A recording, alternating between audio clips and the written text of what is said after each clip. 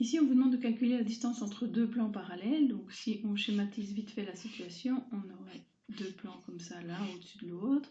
Évidemment, la distance entre deux plans parallèles se calcule aussi de manière perpendiculaire, ce qui veut dire qu'on va devoir trouver deux points qui sont, dans ce cas-ci, selon le dessin, à la verticale l'un de l'autre, mais donc trouver en fait l'équation d'une droite qui traverse perpendiculairement les deux plans simultanément. Ensuite, trouver les deux points d'intersection A et B et enfin calculer la distance qui va du point A au point B. Je vais appeler la droite ici la droite E.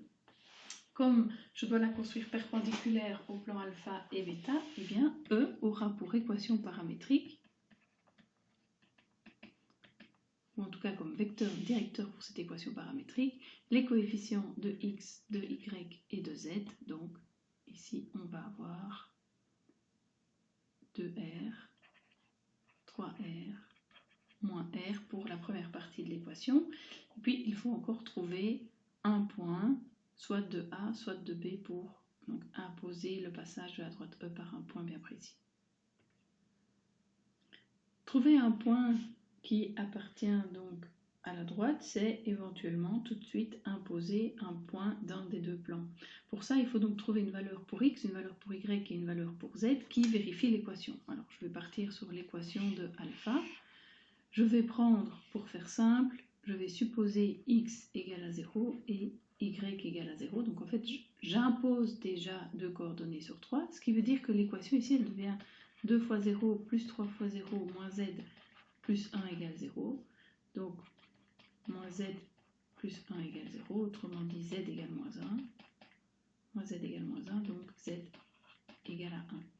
Ce qui veut dire que j'ai un des points du plan. Je ne prétends pas avoir le meilleur point ou le point le plus facile, je me suis juste facilité la tâche en imposant deux coordonnées sur 3 nulles, et donc un point du plan, par exemple, si je dis que alpha est le plan du haut et bêta le plan du bas, le point A que je viens de trouver, c'est le point qui a pour coordonnées 0 en x, 0 en y et 1 en z. Je suis sûre que ce point appartient à alpha puisque, comme on l'a montré juste avant, si je remplace x et y par 0 dans l'équation du plan, j'obtiens la cote z égale 1 pour que l'équation 2x plus 3y moins z plus 1 égale à 0 soit vérifiée.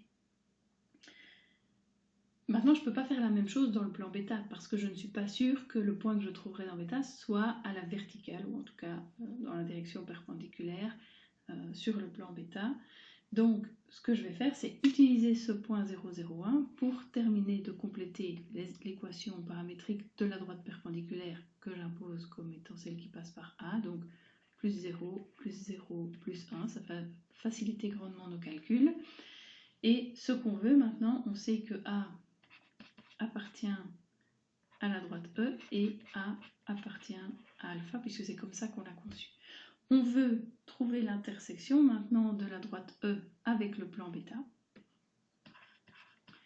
de manière à trouver le point B. Pour ça, on va résoudre un système composé des équations paramétriques de la droite, donc x égale 2r, y égale 3r, z égale moins r plus 1, et de l'équation du plan bêta, puisque c'est là qu'on veut trouver le point B, moins z moins 5 égale à 0. Comme on l'a fait précédemment, résoudre ce système-là, ça revient à aller substituer la valeur de x au niveau du x, la valeur du y au niveau du y, et la valeur de z ici au niveau du z dans la dernière équation, ce qui nous donne 2 fois 2r plus 3 fois 3r, moins z, donc moins r plus 1, moins 5 égale à 0. Si on distribue, on a 4r plus 9r plus r moins 1 moins 5 égale 0. Ce qui nous donne aussi 14r moins 6 égale 0. Autrement dit, r est égal à 3 septièmes après simplification. Ce r égale à 3 septièmes, je vais maintenant le réinjecter dans l'équation de la droite E de manière à trouver les coordonnées du point B.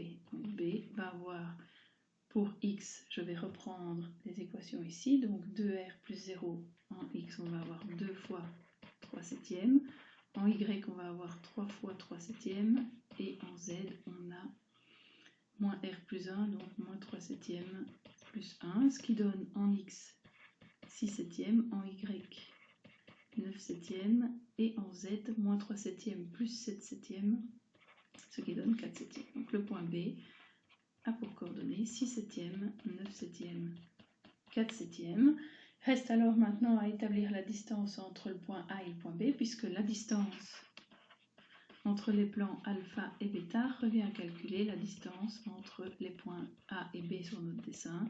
Donc on va faire la racine carrée de le point A, on avait choisi 0, 0, 1, donc ça va faire 0 moins 6 septièmes au carré, plus 0 moins 9 septièmes au carré en Y, plus 1 moins 4 septièmes au carré en Z.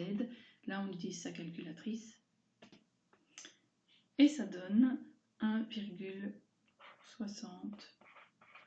unités de longueur si on arrondit au centième.